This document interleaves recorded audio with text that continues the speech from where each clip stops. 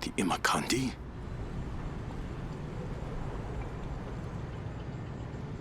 I really didn't think I would enjoy Samurai Jack Battle Through Time as much as I did. A licensed tie-in for a cult series that had concluded 3 years prior?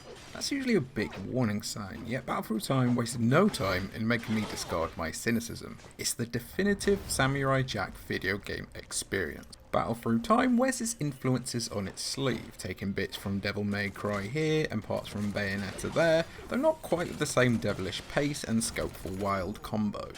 It's similar to the show in that regard. It doesn't really rush what it's trying to be, a game more about timing and patience than frenetic flurries of slashing and dashing. Taking place within a scene in the series finale, one that its creators wanted to expand upon, Samurai Jack Battle Through Time sees you hurtling through time as Jack with the ultimate goal of returning to Ashi and a final confrontation with Aku. Battle Through Time acts as a greatest hits compilation for the franchise as a whole, taking you through many of its iconic story beats and bringing back some familiar faces, often putting you right there in the middle of the action. That action starts off somewhat meekly, Jack only able to use basic combos with no option to double jump or really dance his way around opponents. The first hour is probably the game at its weakest, the action not really clicking and the tempo feeling just a little laboured. As time goes on though, players will really begin to embody Jack through various upgrades that will help you repel attacks, hop and spin away from Aku's minions, and even unleash devastating AoE moves to wipe out everything on screen. Players have more than a handful, perhaps too many, resources to collect to improve Jack, ranging from skill fire to Bushido and even precious materials that can only be used for specific upgrades.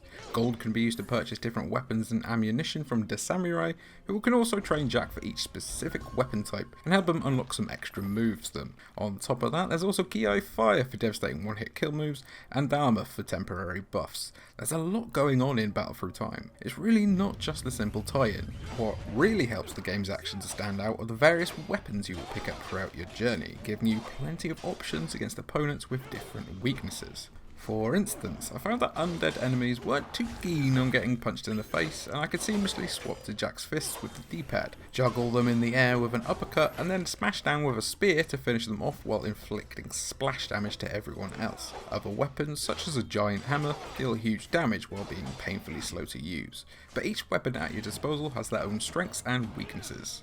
Ranged weapons also vary things up dramatically, stunning enemies in the middle of a big attack and chipping away at the game's many bosses, from the bow, which never feels quite right to use, to revolvers and even machine guns you're hardly left wanting when it comes to combat options. You can even assign healing items to directions on the D-pad, though these are never common enough to feel like you can just liberally use them. Switching between weapons, keeping your attacks unpredictable, and balancing resources is the key to not only winning the day, but also unlocking the potential of Battle Through Time's slick combat. Timing becomes more important the trickier and less predictable enemies become, meaning that you'll have to lean on your blocking, dodging, and parrying a lot more. A perfect parry opens up a window to deal huge damage as time slows down, while your dodge will eventually allow you to not only sidestep but also roll out of the way, giving you the chance to attack from behind. To be clear, timing isn't as key here as it is in Sekiro, as you still have loads of other ways of playing, but those who want to master the game's combat will likely find plenty of joy with it. Battle Through Time also benefits from having a keen eye for detail, particularly when it comes to Jack himself and his appearance.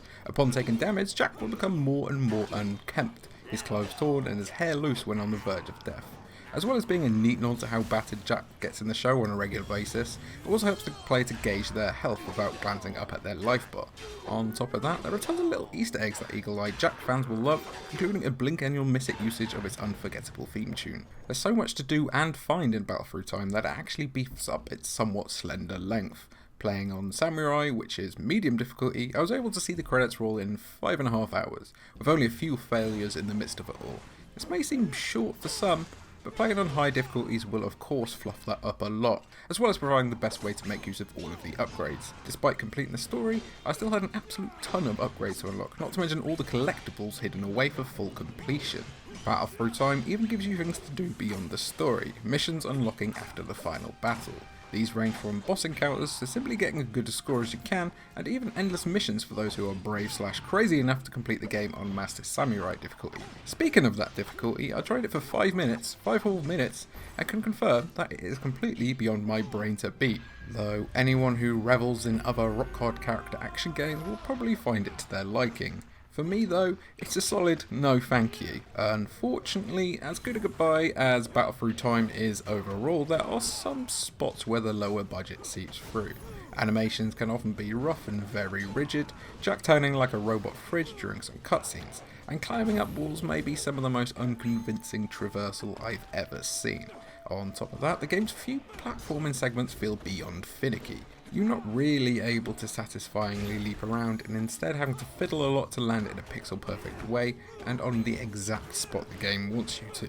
I also have to critique how often the difficulty seems to abruptly spike, especially when it comes to enemies with ranged attacks.